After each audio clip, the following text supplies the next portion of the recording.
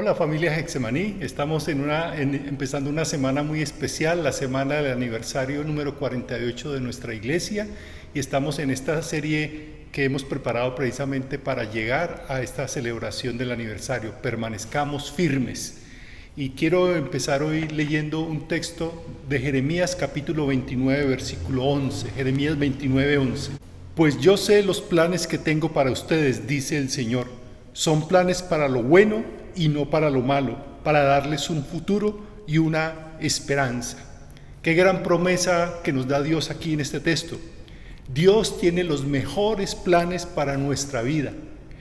Nos gusta saber que Dios tiene planes buenos, los mejores, pero ¿realmente nos gustan los planes de Dios para nuestra vida? ¿Realmente al menos conocemos cuáles son esos planes que Dios tiene para nuestra vida? ¿Sabe cuál es el gran plan de Dios para su vida? No el plan particular para una situación particular, para una circunstancia especial de su vida, sino el gran plan de Dios para su vida.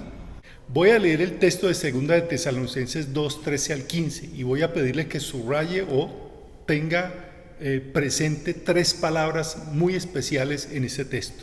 Dice así: pero nosotros siempre debemos dar gracias a Dios por ustedes, hermanos amados en el Señor, de que desde el principio Dios los haya escogido para salvación. Esa es la primera palabra que debe subrayar, tener en cuenta: salvación. Dios los haya escogido para salvación mediante la santificación, la segunda palabra, por el Espíritu y la fe en la verdad.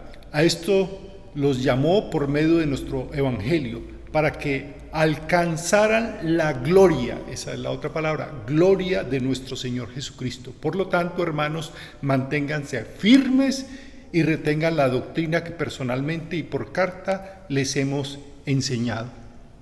Tres palabras que describen el gran plan de redención de Dios. El gran plan de Dios es redimir a la humanidad, redimir el mundo, redimir la creación caída, y esas tres palabras que les dije que marcaran sintetizan ese gran plan de Dios: la palabra salvación, la palabra santificación y la palabra glorificación. Estas tres palabras suenan extrañas hoy en día porque es un lenguaje muy bíblico, muy teológico. Hoy vamos a hablar un poquito de teología, pero no se asusten, eso es algo sencillo y hasta nos pueden asustar un poco estas palabras, pero necesitamos entenderlo en una forma básica, sencilla, por una razón: porque esas palabras describen ese plan de Dios para usted, ese plan de Dios para todos nosotros, el gran plan de Dios para el mundo, para nosotros, para la iglesia.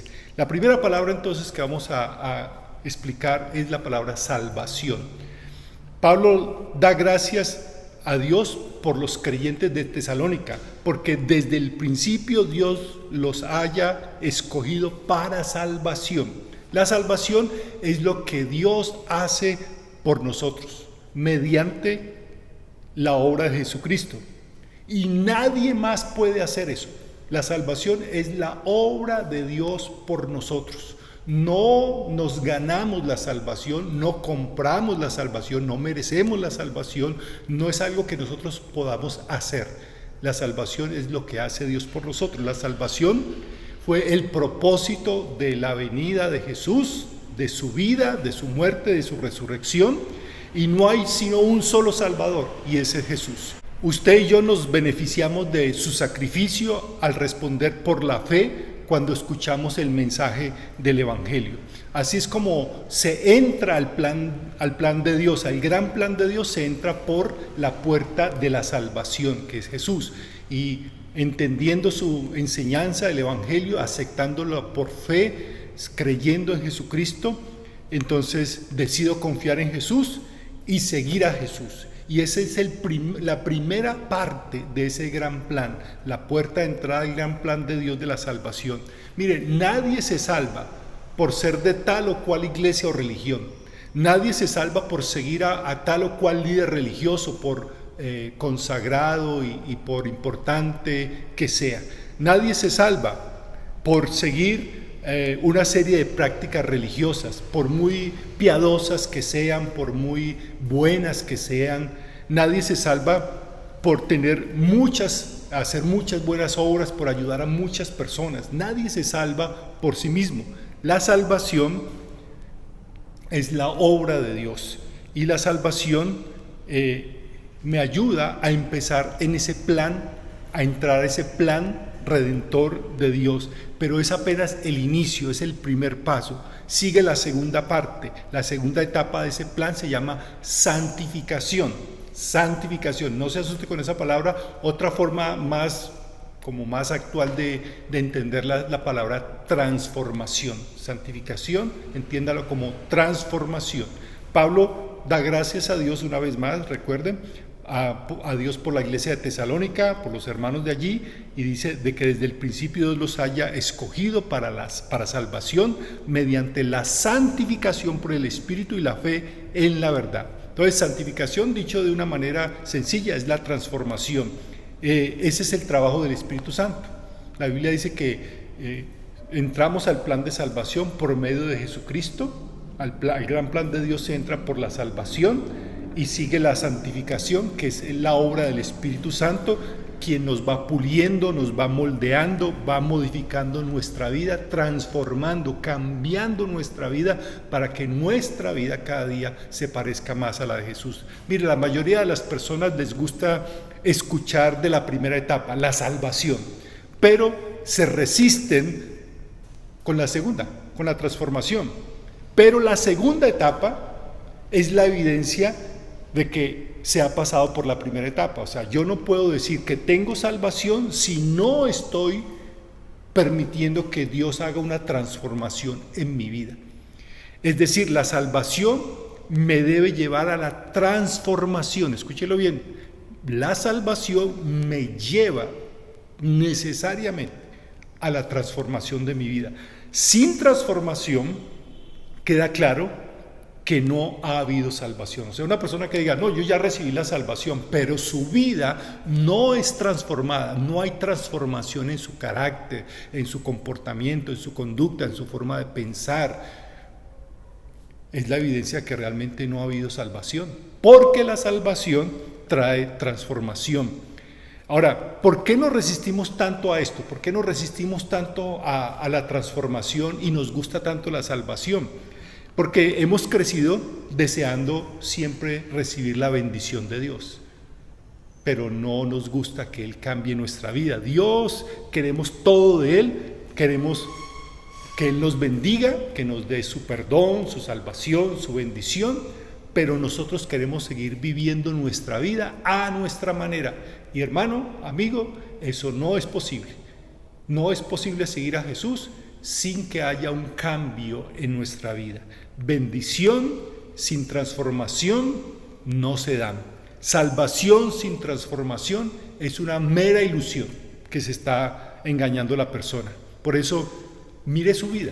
Le invito a que haga eso. Mire su vida desde que empezó a seguir a Jesús. Si usted es un seguidor de Jesús, mire su vida desde que empezó a seguir a Jesús.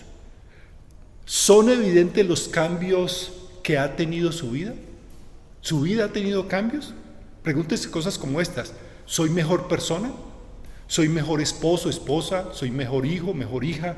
¿Soy un mejor padre, una mejor madre? ¿Soy un mejor vecino? ¿Soy un mejor amigo? ¿Soy un mejor trabajador, empleado? ¿Soy un mejor patrono, un jefe mucho mejor?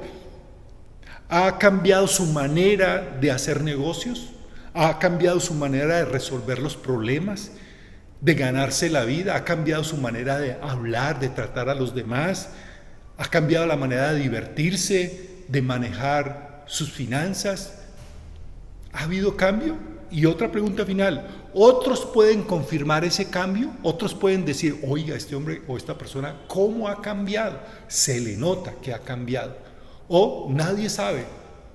Nadie sabe porque usted dice, no, yo ahora ya soy cristiano, sigo a Dios, estoy muy consagrado a Él, voy a la iglesia, leo la Biblia, pero los demás nunca se dan cuenta porque no ha habido cambio. No porque usted se mantenga hablando de Cristo, ande con una Biblia bajo el brazo o una camiseta que diga soy de Jesucristo. No, nada por esas señales externas, sino por su comportamiento, su conducta, su vida transformada. ¿Los demás lo notan? Recuerden, sin transformación no hay salvación, porque la salvación me lleva a una transformación. Y si usted todavía no está siguiendo a Jesús y quiere empezar a ser un seguidor de Jesús, sépalo desde ya, que Él va a cambiar su vida, que debe prepararse para un cambio en su vida, porque Jesús viene a darnos salvación, pero también a hacer una transformación en nosotros. El plan de Dios para su vida empieza con la salvación, sí, continúa con la santificación y concluye con la tercera palabra, glorificación. Glorificación es la parte final del plan de Dios. Sucederá en el futuro, en la presencia gloriosa del Señor, cuando estemos cara a cara con Él, si es que hemos pasado por las dos primeras etapas, ¿no? O sea, usted no le van a dar un título universitario si no ha pasado ni por la primaria ni por el bachillerato. No trate de hacerlo. La glorificación sucederá en el futuro, no lo vamos a experimentar aquí en la tierra, será cuando estemos en la presencia de Dios. Esa glorificación es la meta del plan, porque es como Dios completará la restauración de todo, la creación, la restauración de su imagen y semejanza en nosotros, que fue deformada por culpa del pecado. Y a ese plan, así descrito como salvación, santificación y glorificación, a ese plan es que Pablo nos llama, y la Biblia nos llama a todos a que sigamos firmes, a permanecer firmes. Mire cómo lo dice el versículo 15, que es el texto básico de esta serie de enseñanzas, 2 Tesalonicenses 2:15. Con todo esto en mente, amados hermanos, permanezcan firmes y sigan bien aferrados a las enseñanzas que les transmitimos, tanto en persona como por carta. Mire, por un momento piensa en la iglesia como si la iglesia fuera un hospital. Un hospital es un lugar donde van las personas enfermas a recuperar su salud, buscan aliviarse, ¿verdad? Enfermos que no quieren seguir siendo enfermos. Básicamente eso es un hospital, un lugar donde enfermos llegan porque no quieren seguir siendo enfermos. La iglesia es la familia de Dios, donde siempre hay lugar para los pecadores. Y yo no me cansaré nunca de decir que esta iglesia bautista Getsemaní es un lugar para pecadores. Para pecadores. Todos los pecadores son bienvenidos, de toda clase de pecados, porque aquí todos somos pecadores, empezando desde el pastor. Todos. Pero somos pecadores que no queremos seguir siendo pecadores. Así como un enfermo va a un hospital porque no quiere seguir siendo enfermo, nosotros hacemos parte de la comunidad de seguidores de Jesús porque nosotros somos pecadores, pero queremos dejar de ser pecadores. Si usted viene a la iglesia con la intención simplemente de cumplir ritos religiosos, usted simplemente cumple con algunas cuestiones litúrgicas, pero no anhela una transformación en su vida, no anhela que Dios transforme y cambie su vida en forma permanente, pues es como si un enfermo fuera a un hospital no buscando su salud. Nos hacemos seguidores de Jesús para que Él salve nuestra vida, cambie, transforme nuestra vida y glorifique nuestra vida. Entre en el plan de Dios y permanezca firme. Hay toda una vida para eso, porque la transformación no sucede de un momento a otro. Ese es un proceso que el Espíritu Santo hace día a día con nosotros. Somos una comunidad de seguidores de Jesús, como decía. Lo seguimos porque confiamos en Él, lo seguimos para llegar a vivir como Él vivió, le seguimos porque un día queremos ser como Él y llegar a estar con Él para siempre. Por eso hacemos todo lo que hacemos en nuestra iglesia. Por eso el programa de discipulado está enfocado en esos pasos, 3 pasos sencillos. Seguir a Jesús para vivir como Jesús y servir como Jesús. El desafío es que como iglesia en estos 48 años reafirmemos nuestra decisión de permanecer firmes como una comunidad de seguidores de Jesús que están siendo transformados por el poder del Espíritu Santo para disfrutar de la presencia gloriosa de nuestro Salvador un día y llegar a ser salvos para siempre en la presencia del Señor. Queremos disfrutar de su presencia. Por eso permanezcamos firmes en ese gran plan de Dios. Y si usted no ha entrado en ese plan de Dios, lo invito a que tome la decisión de hacerse un seguidor de Jesús, esperando que Él no solamente le dé la salvación, sino que empiece a haber una transformación en su vida. Si usted ya ha en el pasado tomado la decisión de ser un seguidor de Jesús y ha pasado tiempo ya en nuestra congregación y su vida se ha estancado y usted no demuestra que realmente ha habido o está habiendo cambios en su vida, entonces es hora de decirle: Señor, me pongo en tus manos y quiero que tú transformes completamente mi vida, porque la evidencia de que usted tiene la salvación es que Dios viene haciendo una transformación en su vida, porque usted le permite hacer esa transformación. Permanezcamos firmes en el plan de Dios, porque Dios todavía no ha terminado con nosotros. Hay mucho que pulir, hay mucho que cambiar, hay mucho todavía que recibir de parte de Dios. Vamos a orar. Padre, muchas gracias por el plan de Dios para nuestras vidas, ese gran plan de redención al cual nos invitas a participar a través de la obra salvadora de Jesucristo, quien murió en la cruz y resucitó para darnos esa salvación y poder empezar un camino de transformación en nuestra vida. Una vida, Señor, que se parezca a la tuya, a la de Jesús. Una vida, Señor, que ama como Jesús. Una vida que vive para servir a los demás. Una vida, Señor, sin odios. Una vida que perdona. Una vida sin egoísmo, sin orgullo, sin amarguras. Una vida, Señor, libre de adicciones, de malos hábitos, de resentimientos. Queremos vivir una vida nueva, esa vida que la transformación del Espíritu Santo hace posible en nosotros. Y gracias porque tenemos la esperanza de que un día, en la gloria del Señor, seremos transformados completamente a la imagen y semejanza de Jesús, nuestro Salvador. En el nombre de Él oramos. Amén. Bien, mis hermanos, esta semana por favor no se pierdan las bitácoras, las transmisiones de la semana de celebración de los 48 años del aniversario. Va a estar muy bueno, vamos a tener mucho que recordar, mucho por lo cual agradecer al Señor. Recuerden que mañana iniciamos nuestro día de oración, todo el día. Mañana lunes vamos a estar orando desde las 5 de la mañana hasta las 7 de la noche en continua oración por nuestra iglesia. Y van a recibir los motivos de oración en los cuales nos vamos a enfocar. Ore solo, ore con su familia, ore en su grupo de conexión, ore cada hora por uno de los motivos, ore por todos los motivos en una hora. Lo importante es que ore, que nos empecemos a celebrar estos 48 años orando, unidos en oración, y nos vamos a divertir mucho esta semana. Que pasen un buen día, Dios les bendiga, les queremos mucho.